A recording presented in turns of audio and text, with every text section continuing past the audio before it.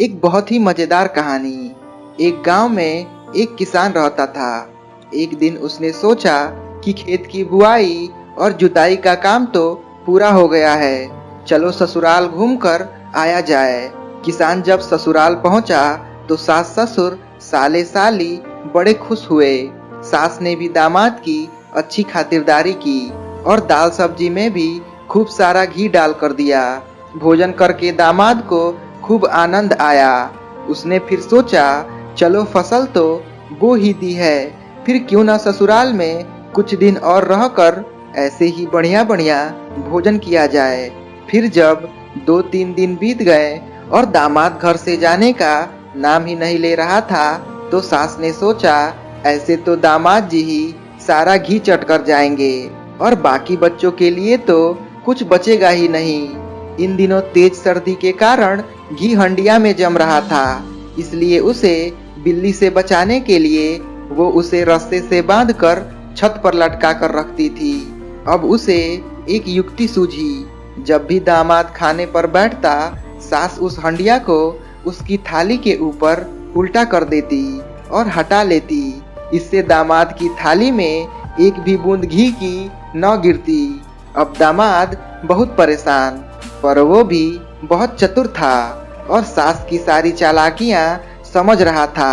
अगले दिन जब उसकी सास खेत में जानवरों के लिए चारा लेने गई, दामाद ने उस घी की हंडिया को चूल्हे पर रखकर गर्म कर दिया और चुपचाप उस हंडिया को वैसे ही ऊपर रस्से से बांधकर टांग दिया। अब सास इस बात से तो अनजान थी कि सारा घी अब हांडी में पिघला हुआ है। अब जब खाने का समय आया तो सास ने घर में खिचड़ी बनाई।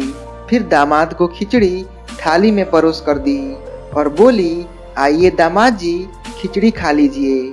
दामाद जी आकर बैठ गए और सास ने उन्हें थाली में खिचड़ी परोसी। फिर रोज की तरह उसने हंडिया ऊपर से उतारी और दामाद जी की थाली के ऊपर हंडिया उल्टी कर दी।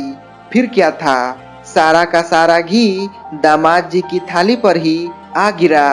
दामाद की थाली में सारा का सारा घी गिरने से सास तो अब हड़बड़ा गई और इसी हड़बड़ी में आनन फानन अपने बच्चों को आवाज लगाने लगी, अरे चंगू मंगू, झुमरू झुमकी, जल्दी आओ, आज तुम्हारे जीजा जी के साथ एक थाली में ही खाना खाते हैं। फिर सब उस थाली में ही खाने के लिए बैठ गए और सास ने चालाकी से घी को अपनी और अपने बच्चों की तरफ करने के लिए थाली में ही ज्यादा से ज्यादा घी अपनी ओर समेटते हुए बोलने लगी, देखो दामाद जी, मैंने अपनी बेटी को इतना कपड़ा दिया, इतने गहने दिए, इतने बर्तन दिए, मेरी बेटी को दुख पहुंचाया तो अच्छा न होगा।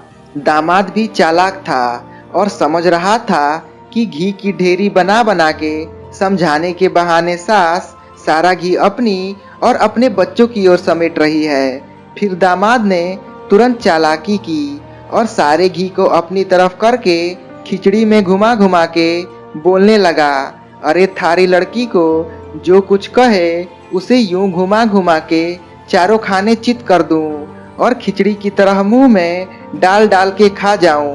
इस तरह सारी घी लगी खिचड़ी दामाद अकेला ही चट कर गया और सास और बच्चे देखते के देखते रह गए। धन्यवाद दोस्तों।